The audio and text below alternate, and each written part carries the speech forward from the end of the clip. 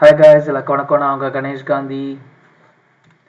இப்போ நம்ம பார்க்க போகிறது வரப்போகிற வீக்ஸ்லாம் நம்ம என்ன ட்ரேடிங் பண்ண போகிறோம், ஆஸ் வெல் அஸ் ஒரு இன்வெஸ்ட்மெண்ட் பண்ணணும் அப்படின்னா இப்போ இன்வெஸ்ட்மெண்ட் பண்ணுறதுக்கு சரியான தருணமாக நம்ம எந்த ஷேர்ஸில் அப்படி பண்ணணும் அப்படிங்கிறது தான் டிஸ்கஸ் பண்ண போகிறோம்.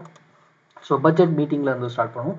பட்ஜெட் மீட்டிங் எப்பவும் போல் அவங்க ஒன்றும் பெருசாக எதுவும் கொடுக்கல. டேக்ஸை குறைச்சிருக்காங்க, இண்டிவிஜுவலுக்கு கார்ப்பரேட் டேக்ஸை ஏற்றிருக்காங்க. ஸோ இப்போ வர ட்ரெண்டு பார்த்தீங்கன்னா ஐடி கம்பெனிஸ்க்கு ஆல்ரெடி இஷ்யூஸ் இருக்குது. இது இல்லாமல் இப்போ இண்டிவிஜுவல் கம்பெனிஸ்க்கு கார்ப்பரேட் கம்பெனிஸ்க்கு டேக்ஸ் ஏற்றிருக்கு. அதே சமயம் இண்டிவிஜுவல் டேக்ஸை குறைக்கிறாங்க அப்படிங்கிறதுனால தனி மனிதன், அதாவது எம்ப்ளாயீஸுக்கு வந்து ஒரு சுதந்திரம் கிடைச்ச ஃபீல் இருக்கும். அவங்களுக்கு வருஷத்துக்கு பார்த்தீங்கன்னா 40,000 ரூபாய் லாபம் கிடைக்கும் டேக்ஸில் சேவிங் ஆகிறதுக்கு. அது இல்லாமல் டிடிஎஸ்லையும் அவங்களுக்கு ரெண்டல் இன்கம்லையும் கொஞ்சம் சேவிங்ஸ் கொடுத்துருக்காங்க.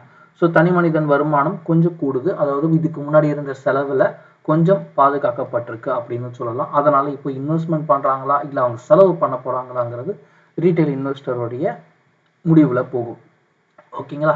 ஸோ எம்எஸ்எம்இ அப்படின்னு போனோம்னா நம்ம அவங்க பிஸ்னஸ் எம்ப்ளாயீஸ்க்கு வந்து அவங்க லோன் அமௌண்ட்டை அதிகப்படுத்தியிருக்காங்க. ஆனால் இந்த லோன் அமௌண்ட்டை அவங்க யாருக்கு கொடுக்குறாங்க அப்படின்னு பார்த்தீங்கன்னா, யாரெல்லாம் ரெவன்யூ அதிகமாக காட்டுறாங்களோ அவங்களுக்கு அதிகமாக கொடுக்குறாங்க. ஸோ இப்போ வந்து லோன் ரெவன்யூ அமௌண்ட்டை அதிகரிச்சுட்டாங்க. அதாவது இப்போ நான் வந்து 50 லட்ச ரூபா டிரான்சாக்ஷன் பண்ணுறேன் அப்படின்னா, டேர்ன் ஓவர் வைக்கிறேன் அப்படின்னா எனக்கு 5 லட்ச ரூபா எலிஜிபிள் கொடுத்துருந்தவங்க இப்போ என்ன சொல்கிறாங்கன்னா, 2.5 கோடி ரூபா நீ டிரான்சாக்ஷன் காமிச்சின்னா நான் உனக்கு 1 கோடி ரூபா கடன் கொடுக்குறேன், 50 லட்ச ரூபா கடன் கொடுக்குறேன் அப்படிங்கிறாங்க. ஸோ நான் இப்போ 2.5 கோடி நான் டிரான்சாக்ஷன் பண்ணணும் அப்படின்னா நான் நிறைய வியாபாரம் பண்ணணும். அஃப்கோர்ஸ் இதுக்கு நான் ஜிஎஸ்டி 50 லட்ச ரூபா கொடுக்கணும். ஸோ அந்த 50 லட்ச ரூபா வரியாகவே நான் கட்டுற சூழ்நிலை ஏற்பட்டிருக்கும். ஸோ இப்போ என்கிட்டயே வரி பணத்தை வாங்கி எனக்கே கடன் கொடுக்க போகிறேன் அப்படிங்கிறது தான் அவங்க வேறு ஃபார்மேட்டில் சொல்லியிருக்காங்க. எனிவே, ஸோ அதெல்லாம் உங்களுடைய பர்சனல் விஷயம், அதை நீங்கள் பார்த்துக்கோங்க. நம்ம விஷயத்துக்கு வருவோம். நம்மளுடைய தேவை பணம் சம்பாதிக்கிறது. அதுக்கு என்னென்ன மார்க்கெட்ஸ் ஓடிட்டு இருக்கு அப்படிங்கிறத பார்ப்போம். ஸோ நிஃப்டியை பொறுத்த வரைக்கும் பார்த்தீங்கன்னா, நிஃப்டி எனக்கு இந்த இடத்த பிரேக் அவுட் ஆகிருக்கக்கூடாது. ஸோ இந்த ஸ்பாட் இருக்குது இல்லைங்களா, இந்த 23,200 இது ஒரு மேஜரான சப்போர்ட் லெவலு. இது எனக்கு பிரேக் அவுட் ஆகிருக்கவே கூடாது. இது ஆனதுனால எனக்கு ஒரு பயம் இருந்துக்கிட்டே இருக்குது. இனிமேல் மார்க்கெட்டு 21,900 நோக்கி கீழே வரணும் அப்படிங்கிறது தான் என்னுடைய எதிர்பார்ப்பு. ஸோ நான் எடுத்தோடனே புட் ஆப்ஷன் போவேனா அப்படின்னு கேட்டிங்கன்னா கிடையாது. ஸோ கால் ஆப்ஷன் போகிறதுக்கான பாசிபிலிட்டிஸ் இருக்குது. ஏன்னா எனக்கு இங்கே ஒரு பிரேக் அவுட் இருக்குது 3,650. சரிங்களா? இது பிரேக் அவுட் ஆச்சு அப்படின்னா நான் 23,200ங்கிற ரேஞ்சை சப்போர்ட் லெவல் வச்சுப்பேன். ஸோ இதுக்கு கீழே வராமல் இருக்கிற வரையும் நான் கால் ஆப்ஷனை பற்றி அதிகமாக கவனம் செலுத்த ஆரம்பிப்பேன். ஸோ இன்வெஸ்ட்மெண்ட்டை கொஞ்சம் அதிகப்படுத்த ஆரம்பிப்பேன் அப்படின்னு எடுத்துக்கிறேமா? ஃபைன். ஸோ ஸோ இங்கே எனக்கு மேஜரான கரெக்ஷன்ஸ் ஓரளவுக்கு முடிஞ்சிடுச்சா அப்படின்னு பார்த்தீங்கன்னா அதுவும் முடிஞ்சிடுச்சு. ஓகேங்களா? ஸோ கரெக்ஷன்ஸை அவங்க கம்ப்ளீட் பண்ணிட்டாங்க. இருந்தாலும் நான் சொன்ன மாதிரி எனக்கு இந்த இடத்துல ஒரு குறிப்பிட்ட அந்த பிரேக் அவுட் கரெக்ஷன்ஸ் பண்ணாங்க இல்லைங்களா, ஒரு 150 பாயிண்ட்ஸ் கிட்டக்க கீழே எடுத்துகிட்டு வந்திருப்பாங்க பாருங்கள். 23,200லேருந்து 22,800 வரையும்.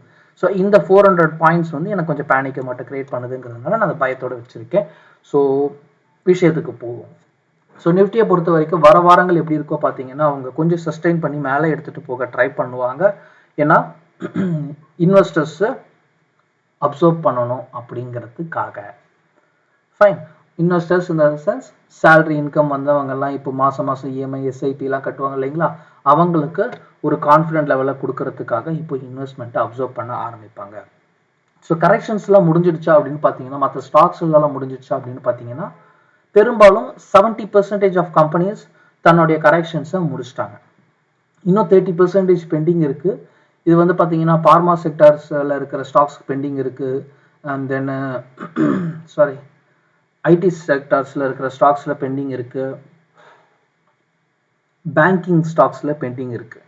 ஸோ இவங்க 3 செக்டாருமே வந்து நமக்கு அதிகமாக அடி வாங்கக்கூடிய இடம். ஸோ இது அதிகமாக அடி வாங்குச்சுன்னா நமக்கு பேங்க் நிஃப்டி இன்னும் கொஞ்சம் கீழே விழ வேண்டியதும் இருக்குது இல்லையா? ஸோ இதெல்லாம் நம்ம கவனத்தில் வச்சுக்கிட்டு தான் இன்வெஸ்ட்மெண்ட் பண்ணணும்.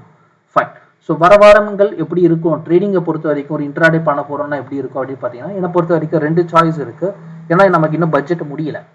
ஸோ மேஜரான ஒர்க்கர்ஸ் பேசியிருக்காங்க, இன்னும் ரயில்வேஸ் எல்லாம் பேசணும் அப்படிங்கிறதுனால ஹை வாலட்டைல் இருக்கிறதுக்கான வாய்ப்புகள் இல்லை.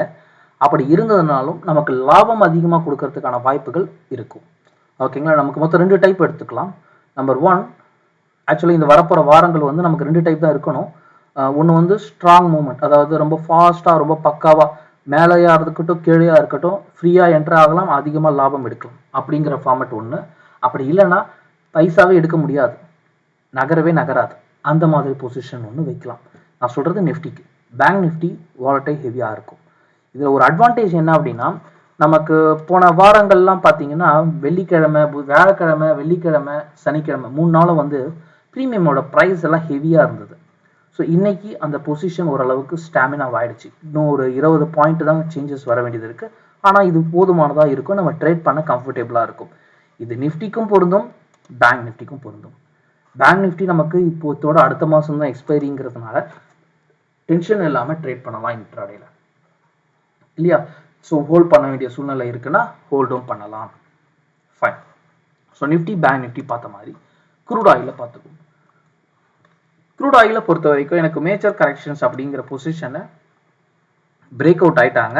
ஸோ நம்ம க்ரூட் ஆயில் 600 புட் ஆப்ஷன் உங்களுக்கு லெவல்ஸ் டெலகிராமில் போஸ்ட் பண்ணியிருந்தது. 58 ஹிட் ஆனால் மட்டும் எக்ஸிட் ஆகுங்க. ஏன்னா இது ஒருவேளை பேனிக்காக இருக்கலாம், அதாவது ஒரு என்ன சொல்கிறது, ஒரு ட்ராப்பாக இருக்கலாம் அப்படிங்கிறதுனால நான் இப்போதைக்கு இதை கன்ஃபர்மேஷன் பண்ணிக்கல. ஸோ 6376 பிரேக் அவுட் ஆனால் மட்டும் நான் இதை எக்ஸிட் ஆகிற மாதிரி இருக்கேன். அதுக்கப்புறம் கால் ஆப்ஷனை நான் இங்கே வாங்க மாட்டேன், ரொம்ப கீழே இறங்கின பிறகு தான் வாங்குவேன். ஏன்னா இது 17ஆம் தேதி எக்ஸ்பைரி இல்லைங்களா? ஸோ ப்ரீமியம் ப்ரைஸ்லாம் இறங்க ஆரம்பிச்சிடும். ஸோ நான் வந்து இன்ட்ராடே மட்டும்தான் பண்ணுவேன். அதே மாதிரி ப்ரீமியம் வந்து பார்த்தீங்கன்னா 100 rupees 120 rupees ப்ரீமியமில் மட்டும்தான் க்ரூட் ஆயிலில் ட்ரேட் பண்ணுற மாதிரி இருக்கும். ஓகேவா? ஸோ இன்ட்ராடே மட்டும்தான், ஹோல்டிங்ஸும் போக மாட்டோம். ஃபைன். ஸோ இன்வெஸ்ட்மெண்ட் அப்படின்னா நம்ம எது போகலாம் அப்படின்னா, நம்ம ஆல்ரெடி நிஃப்டி பீஸ் பார்த்துட்டு இருக்கோம். 262 போயிட்டு இருக்கு, 259 பர்ச்சேஸ் பண்ணுங்கன்னு சொல்லியிருந்தது. ஸோ 264 265 இந்த ரேஞ்சுக்கு புக் பண்ணேன்னா 2% எனக்கு ரிட்டர்ன் வந்துடும். ஸோ இந்த 2% எவ்வளோ ரிட்டர்ன் வந்திருக்கோ அதோட சேர்த்து நான் டாடா மோட்டார்ஸ் இன்வெஸ்ட்மெண்ட் பண்ண ஆரம்பிப்பேன். ஸோ டாடா மோட்டார்ஸ் கரெக்ஷன்ஸ் முடிஞ்சிடுச்சா அப்படின்னு கேட்டிங்கன்னா இன்னும் கொஞ்சம் பெண்டிங் இருக்குது. ஆனால் இப்போ இன்வெஸ்ட்மெண்ட் பண்ண ஆரம்பிக்கிறது நல்லது. ஏன்னா 700ல் ஒரு ஷார்ட் வாங்குறீங்க அப்படின்னா அடுத்த ஷார்ட் நம்ம 650 இந்த ரேஞ்சில் வாங்குவோம். அடுத்த ரேஞ்சு 620 அந்த ரேஞ்சில் வாங்கலாம். நம்மளுடைய ஸ்டாப் லாஸ் பார்த்தீங்கன்னா 590 பிரேக் அவுட் ஆகாத வரையும் நமக்கு நல்லது. 590 பிரேக் அவுட் ஆச்சு அப்படின்னா யோசிக்க வேண்டாம், எக்ஸிட் ஆகிடுங்க. ஓகே, ஏன்னா அதுக்கு அடுத்ததாக அந்த 590 பிரேக் ஆகிடுச்சுன்னு வச்சுக்கோங்க, அடுத்த ஷார்ட் அவன் 400க்கு வந்துடுவோம். இது நமக்கு தேவையில்லாத லாஸ் ஆகிடும், அதிக டென்ஷன் ஆகிடும். ஸோ அப்படி வந்தானா நம்ம அதுக்கப்புறம் வெயிட் பண்ணுவோம். 400க்கு மேலே போகிறானா இல்லை எந்த ரேஞ்ச் கிராஸ் பண்ணுறாங்க அப்படின்னு பார்த்துட்டு அதுக்கப்புறமா நம்ம ரீஎன்ட்ரி ஆகிக்கலாம். ஓகேங்களா? ஸோ இந்த ஸ்டாப் லாஸ் இதில் நான் எப்பவுமே ஸ்டாப் லாஸ் நம்ம கொடுக்க மாட்டோம், தைரியமாக வாங்குங்கன்னு சொல்லுவோம். ஸோ டாடா மோட்டார்ஸ் முடிஞ்ச அளவுக்கான கரெக்ஷன்ஸை முடிச்சுட்டாங்க. இருந்தாலும் நிஃப்டி அந்த அளவுக்கு நிற்குமா, ஆட்டோமொபைல் அந்த அளவுக்கு நிற்குமா அப்படிங்கிறது வரப்போகிற இன்னும் ஆட்டோமொபைலுக்கான டேக்ஸ் எல்லாம் இன்னும் சொல்லலைங்க. அதனால் எப்படி பண்ண போகிறாங்கங்கிறது பார்க்கணும். ஸோ 650ல் ஒரு ஆவரேஜ் போட்டுக்கோங்க, அதுக்கு மேலே ஆவரேஜ் பண்ணாதீங்க. 600 ஸ்டாப் லாஸாக வச்சுக்கோங்க. 600ங்கிறது முடிஞ்ச வரையும் இந்த 575 580 இந்த ரேஞ்சுக்கு வச்சுக்கிட்டிங்கன்னா பெஸ்ட்டு. ஓகே, அது ஹிட் ஆச்சுன்னா எக்ஸிட் ஆகிட்டு மறுபடியும் நான் வீடியோ போஸ்ட் பண்ணுறேன், அதுக்கப்புறமா நம்ம என்ட்ரு ஆகிக்கலாம். இல்லை நான் டெலகிராமில் இன்ஃபார்ம் பண்ணுறேன், அப்போ என்ட்ரு ஆகிக்கலாம். ஓகேங்களா? வேறு எதுவும் பெருசாக ட்ரேடிங் பெருசாக இன்வெஸ்ட்மெண்ட் இப்போதைக்கு பண்ணலைங்க. வெயிட்டிங்கில் தான் இருக்குது. இது எல்லாமே நான் அன்லிஸ்டட் ஷேர்ஸை வாங்கிட்டு ரிலாக்ஸாக இருக்கேன். யூஎஸ் ஸ்டாக்ஸ்லேயும் நான் இன்வெஸ்ட்மெண்ட் பெருசாக எதுவும் பண்ணலை. ஓகே, வேறு ஏதாவது டவுட்ஸ் இருந்தால் கமெண்ட்ஸில் போஸ்ட் பண்ணுங்கள். மற்றது எல்லாமே நம்ம டெலகிராம் லைவில் ஃபாலோ பண்ணலாம். தேங்க்யூ, டேக் கேர், பாய்.